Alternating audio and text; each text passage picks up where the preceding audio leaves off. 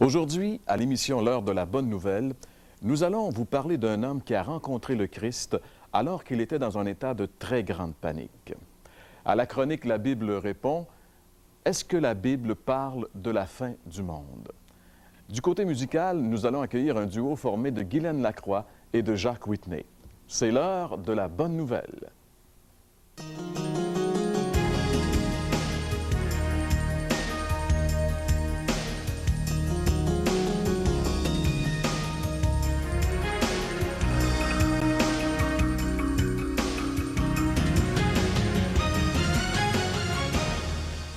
Mesdames, Messieurs, bonjour. Bienvenue à l'émission L'heure de la bonne nouvelle. Gaston et François, aussi un beau bonjour. Bonjour, Jean-Pierre.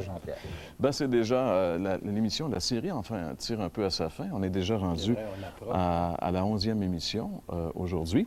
Et on va justement parler d'une rencontre assez spéciale qu'un personnage a eue avec le Christ. Ça me fait penser, vous savez, très souvent, il faut des grands bouleversements dans la vie des gens pour qu'ils se mettent à penser à l'éternité. Parfois, il s'agit de la perte subite d'un conjoint, par exemple, pour que la personne qui reste s'interroge, commence à s'interroger sur l'éternité. Que va-t-il arriver? Moi aussi, je vais devoir mourir. Où vais-je aller? Y a-t-il des possibilités de savoir où on peut aller après la mort? Toutes ces questions importantes de l'existence qu'on devrait normalement se poser, eh bien, on attend justement un bouleversement. Parfois, ça peut être un divorce, une occasion d'un divorce, par exemple, où les gens remettent en question leur vie. Ça peut être lors d'un accident qui était tout à fait imprévu. Ça peut être une perte d'emploi. Enfin, nommez-en, peu importe la circonstance. Mais pourquoi, justement, pourquoi attendre un bouleversement dans notre vie? Pourquoi ne pas maintenant, pendant qu'il en est temps, pendant qu'on peut vraiment y penser tout en réfléchissant, pourquoi ne pas faire le point aujourd'hui et véritablement se demander où vais-je passer l'éternité? Où vais-je être pour l'éternité? Eh bien, demeurez avec nous puisque au cours de cette émission, vous aurez la réponse à cette question la plus importante, immédiatement après ceci.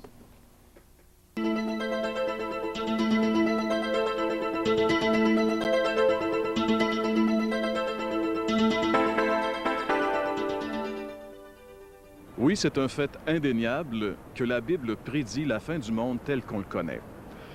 Les prophètes de l'Ancien Testament ainsi que les apôtres du Nouveau Testament ont tous prédit que le monde tel qu'on le connaît prendrait fin un jour et qu'il laisserait la place à une nouvelle ère qui serait caractérisée par le règne de Dieu. L'apôtre Pierre est un de ceux qui a beaucoup parlé de cet événement.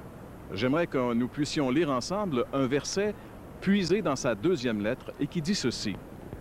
2 Pierre, chapitre 3, les versets 12 et 13. « L'avènement du jour de Dieu, jour à cause duquel les cieux embrasés se dissoudront et les éléments embrasés se fondront. Mais nous attendons, selon sa promesse, de nouveaux cieux et une nouvelle terre où la justice habitera. » Pierre nous donne ici beaucoup de détails sur cet événement. Premièrement, il nous dit que c'est le jour de Dieu. C'est le jour où Dieu va vraiment se manifester. Le jour où Dieu va être présent et nous pourrons voir également sa puissance. Il est question ici de bouleversements cosmiques incroyables, tant et si bien que Pierre nous dit que les éléments embrasés se fondront et que les cieux enflammés se dissoudront pour laisser place à une toute nouvelle création qui, elle, sera caractérisée par la présence de la justice. Enfin, la justice habitera. Oui, la Bible prédit la fin du monde. La terre et le cœur du gardien de prison tremblent. Voilà le titre que j'ai donné au message que je veux vous présenter aujourd'hui. Nous allons assister ensemble, en fait, à la conversion d'un gardien de prison, à ce que nous appelons à sa rencontre avec le Christ. Nous allons voir ensemble les 3 étapes importantes de cette rencontre qu'il a eue avec le Seigneur Jésus-Christ. Pour mettre un peu en contexte l'histoire, c'est que l'apôtre Paul, avec son compagnon, sont en prison à cause du message de l'Évangile. Ils ont été battus de verges et ont été ensuite jetés dans une prison à sécurité maximum, c'est-à-dire enchaînés les 7 aux pieds. Pour introduire, j'aimerais qu'on fasse ensemble la lecture dans le Nouveau Testament, dans le livre des Actes des Apôtres, au chapitre 16e, et à partir du verset 25. Vers le milieu de la nuit, Paul et Silas priaient et chantaient les louanges de Dieu. Les prisonniers les entendaient. Tout à coup, il se fit un grand tremblement de terre, en sorte que les fondements de la prison furent ébranlés. Au même instant, toutes les portes s'ouvrirent et les liens de tous les prisonniers furent rompus. Le geôlier se réveilla et dit, lorsqu'il vit les portes de la prison ouvertes, il tira son épée et allait se tuer, pensant que les prisonniers s'étaient enfuis. Mais Paul, criant d'une voix forte, dit, « Ne te fais point de mal, nous sommes tous ici. » Alors le geôlier, ayant demandé de la lumière, entra précipitamment et se jeta tout tremblant aux pieds de Paul et de Silas, et les fit sortir et dit, « Seigneur, que faut-il que je fasse pour être sauvé? » La première étape est donc de réaliser notre besoin. Et je fais ici référence à cette question, « Que faut-il que je fasse pour être sauvé? » C'est la base de toute démarche, même dans la vie d'une façon générale. Nous allons au médecin lorsque nous croyons avoir besoin d'un médecin. La façon que Dieu a agi pour ce gardien de prison, pour sa rencontre avec le Christ, lui est tout à fait personnelle, un tremblement de terre. Il en est ainsi pour tout le monde. Dieu a sa façon d'agir avec chacun, tantôt d'une manière, tantôt d'une autre. Ce qu'il faut, c'est réaliser notre besoin, peu importe la façon que Dieu s'y prendra pour vous. Le besoin dont il est question ici est celui du salut, c'est-à-dire le besoin d'être en paix avec Dieu, le besoin de savoir ses péchés pardonnés, le besoin de donner un sens à sa vie. Ce besoin-là, il est universel et pour cet homme, ce jour-là, ce besoin s'est fait urgent. Voici donc la façon dont Dieu se servit pour toucher le cœur de cet homme. Il savait à qui il avait affaire. Il connaissait la raison pourquoi Paul était en prison. C'était à cause de l'Évangile. En plus, il entendait chanter et prier ces curieux prisonniers vers le milieu de la nuit, de nous préciser le texte. Le tremblement de terre qui ébranla les bases de la prison ainsi que le cœur de cet homme permit à cet homme de se remettre en question et de remettre en question les bases de sa vie. Oh, chers amis, combien on réalise notre vulnérabilité et la puissance de Dieu dans de telles circonstances. Rappelez-vous le 25 novembre 1988. La plupart se rappellent où ils étaient quand le Québec trembla. Ensuite, le texte nous raconte que tous les prisonniers étaient encore sur place, malgré les portes ouvertes et malgré les chaînes rompues. Pourquoi étaient-ils encore tous là? Pourquoi, comme conséquence de ce tremblement de terre, seulement les portes étaient ouvertes et seulement les liens étaient rompus? Pour ce gardien de prison, la réponse était évidente pour lui. C'est que Dieu, en cet instant solennel, avait parlé, parce que Dieu était intervenu. Cet homme le savait au fond de son cœur, au fond de son âme. Ces événements extérieurs l'ont amené à réaliser son besoin d'être sauvé, parce que, sans doute, pour la première fois de sa vie, il s'est vu perdu devant Dieu. C'est ce qui l'a conduit à cette excellente question. Que faut-il que je fasse pour être sauvé? Notez bien que la réponse donnée et la suite des événements montrent hors de tout doute que c'était bel et bien du salut de son âme dont il était question. C'est le genre de question auquel Dieu aime répondre. Je ne sais pas si vous réalisez l'importance de cette question. En fait, c'est la question la plus importante en ce monde. C'est le Seigneur qui dit un jour, « Que servirait-il à un homme de gagner le monde entier s'il perdait son âme? » Pour cet homme, cette question était devenue de la plus haute importance. Elle était devenue urgente même, pourrait-on dire. Une question de vie ou de mort. Quand tout s'écroule autour de nous, c'est là que nos cœurs réalisent où sont les vraies valeurs et il nous rend attentifs au message de l'Évangile. C'est en tout cas ce qu'a expérimenté ce gardien de prison. Celui ou celle qui se pose cette question a déjà obtenu, je le crois, de la part de Dieu, une grâce spéciale. Cette question est pertinente pour vous, mais c'est parce que Dieu vous parle en cet instant et que sans doute vous êtes prêts, vous aussi, à l'exemple de ce gardien de prison, d'écouter la réponse de Dieu à cette importante question. Que faut-il que je fasse pour être sauvé? Non seulement cette question est importante, mais elle est essentielle. Il est important d'être au clair avec le problème pour pouvoir saisir et comprendre la solution. La seconde étape est d'entendre et croire à la réponse de Dieu, si simple soit-elle. On lit ensemble encore dans le même livre des Actes au chapitre 16e, verset 31, Paul et Silas répondit, « Crois au Seigneur Jésus et tu seras sauvé, toi et ta famille. » Et ils lui annoncèrent la parole du Seigneur, ainsi qu'à tous ceux qui étaient dans sa maison. Il les prit avec lui à cette même heure de la nuit, il lava leurs plaies, et aussitôt il fut baptisé, lui et tous les siens. Les ayant conduits dans son logement, il leur servit à manger, et il se réjouit avec toute sa famille de ce qu'il avait cru en Dieu. À la meilleure des questions, il y a aussi la meilleure des réponses. Crois au Seigneur Jésus et tu seras sauvé. La simplicité de cette réponse est en fait, je crois, son pire ennemi. Cette réponse est tellement simple qu'elle exige des explications. D'abord, cette question ne signifie absolument rien à quelqu'un qui n'a pas, du plus profond de son âme, d'abord posé cette question.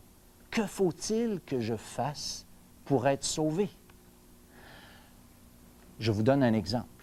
L'annonce d'un médicament miracle ne trouve sa signification que pour ceux qui sont atteints de la maladie que ce médicament prétend guérir. C'est aussi simple que cela. Deuxièmement, croire n'est pas qu'une adhésion intellectuelle à certaines vérités. Croire, c'est l'engagement de notre volonté à faire confiance à ce que Dieu dit.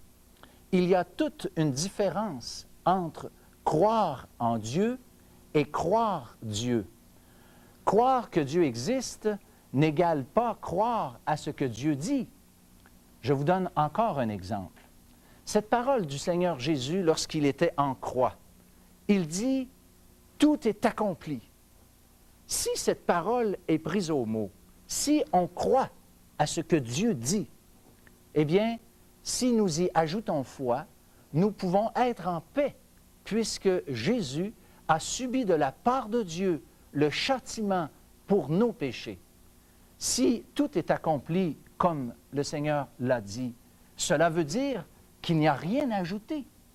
Si tout est accompli, cela veut dire aussi que nos péchés peuvent être pardonnés aujourd'hui même. Si tout est accompli, cela veut dire aussi que mes bonnes œuvres, ma religion, toutes ces choses que je peux faire pour plaire à Dieu ne peuvent rien apporter pour que mes péchés soient pardonnés. Cependant, il est important de comprendre que ces résultats sont uniquement pour ceux qui prennent Dieu au mot, pour ceux qui placent leur confiance en Jésus-Christ pour le salut de leur âme. La troisième étape sont simplement les résultats qu'ont provoqué cette rencontre avec le Christ. J'aimerais ici citer deux textes, deux versets bibliques qui furent jadis dans la bouche de l'apôtre Paul. Nous trouvons ces textes dans le livre des Actes des Apôtres au chapitre 26 et le verset 20. Paul dit « J'ai prêché la repentance et la conversion à Dieu avec la pratique d'œuvres dignes de la repentance. » Nous lisons aussi dans le même livre des Actes des Apôtres au chapitre 20 et le verset 21, où Paul dit encore qu'il annonçait la repentance envers Dieu et la foi en Jésus-Christ. Quelqu'un a dit un jour, « La foi seule sauve le pécheur, mais la foi qui sauve le pécheur n'est jamais seule. » Il y a toute une série de changements qui ont été produits dans la vie de ce gardien de prison, et ces changements nous enseignent justement sur ce que signifie vraiment croire au Seigneur Jésus. Une réelle rencontre avec le Christ ne peut pas ne pas produire des résultats. Pour ce gardien de prison, il a, selon le verset 33 que nous n'avons pas lu ensemble, il est dit « Il lava leurs plaies ». Plutôt que de provoquer des plaies avec les chaînes et les ceps, il s'est mis à laver ses plaies. Dans le même verset, il est dit qu'il fut aussitôt baptisé, c'est-à-dire qu'il s'identifie publiquement au Christ, ce Christ qui a été rejeté et crucifié dans les années précédentes. Selon la Bible, le baptême chrétien est toujours administré dans le Nouveau Testament à ceux qui ont d'abord cru en Jésus, jamais avant d'avoir cru.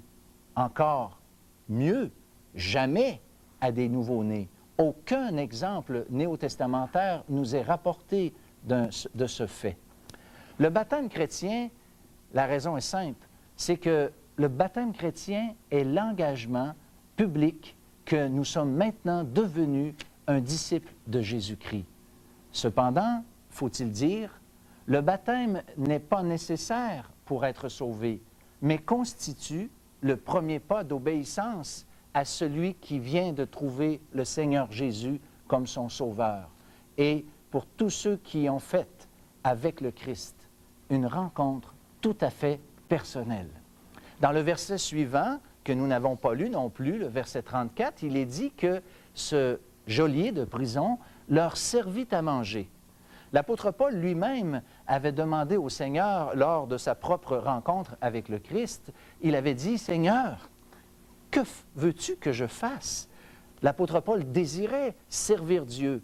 Et ce geôlier a, pour ainsi dire, concrétisé cette demande lui aussi.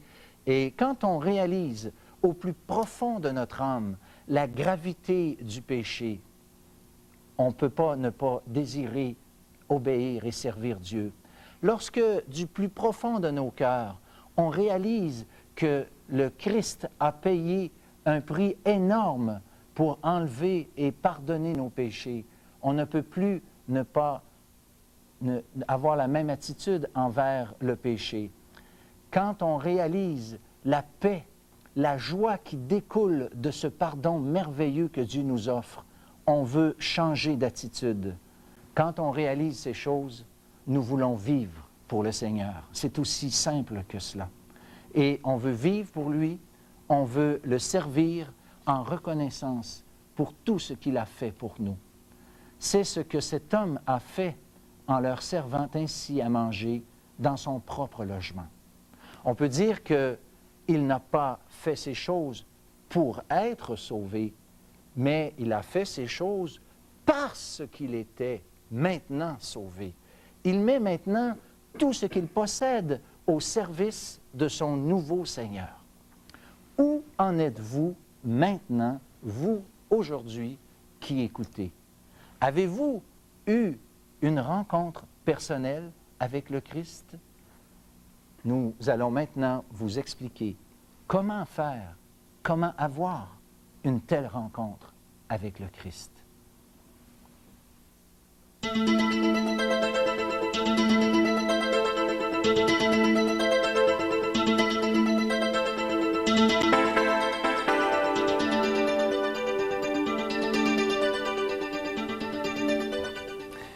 Merci François. C'est une belle portion d'écriture qui démontre sans aucun doute l'œuvre de Dieu dans le cœur de l'homme, du début jusqu'à la fin. Et j'aimerais reprendre ici avec la question qu'avait posée ce gardien de prison. Que faut-il que je fasse pour être sauvé? Que faut-il que je fasse? C'est humain, c'est naturel de penser qu'on doit faire quelque chose. Vous savez, il y a ce dicton qui est courant, « Aide-toi, puis le ciel t'aidera ». Il n'y a rien de plus contraire au message de l'Évangile. Alors, vous savez, il n'y a rien à faire puisque Christ, le Seigneur Jésus, a tout fait pour nous à la croix, parce qu'on était mort spirituellement. Alors, c'est là où on démarre, reconnaître d'abord, puis on doit reconnaître qu'on est vraiment perdu, qu'on a vraiment besoin du Seigneur dans notre vie. Puis la réponse à cette question, bien, crois au Seigneur Jésus. C'est pas dit qu'il devait faire des choses, mais il devait croire au Seigneur Jésus. Et tu seras sauvé. Tu seras peut-être sauvé. Non, crois au Seigneur Jésus et tu seras sauvé. Et cet appel est pour vous aujourd'hui. Mais comment croire? Puisque la plupart des gens nous diront, bien, on a toujours cru, on a toujours su ça depuis notre enfance. Mais attention, croire dans les termes de la Bible, c'est d'être prête à s'engager avec le Seigneur. C'est d'être prête à se soumettre au Seigneur. Vous savez, je reviens avec la petite histoire de Blondin, le grand équilibriste français qui traversait la chute Niagara sur un fil d'acier. On vous a dit dans le passé comment il avait traversé son gérant jusqu'à l'autre côté. Les gens acclamaient justement cet acte de bravoure et ainsi de suite.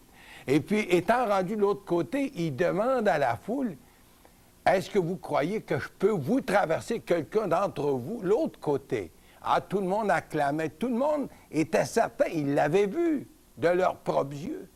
Et puis alors, il s'adresse à un homme pour lui dire, « Bien, toi, tu es mon premier client, embarque. » Cet homme a disparu dans la brume, dans la foule. Bien, c'est comme ça, les gens croient, mais ne sont pas prêts vraiment à accepter Jésus parce qu'on confie à lui. Pourquoi pas aujourd'hui, dans un esprit de prière, lui dire, « Seigneur, je suis prête à t'accepter, à t'accueillir comme mon sauveur personnel. » Faites-le, cher ami, et que Dieu en soit loué pour sa gloire. Amen.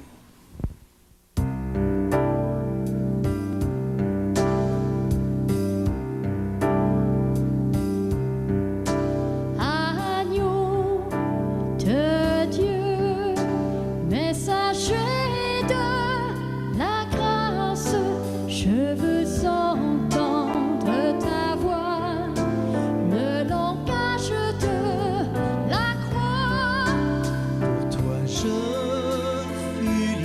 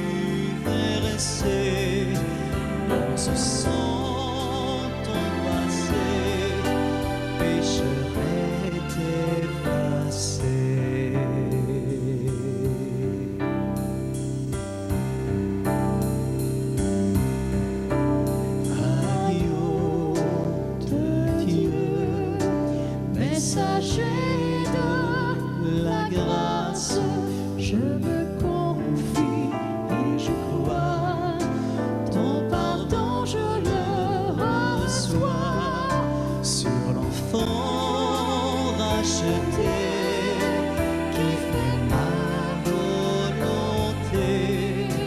Je mets ma sainteté, ma divine beauté sur l'enfant racheté qui fait ma volonté. Je mets ma sainteté, ma divine beauté.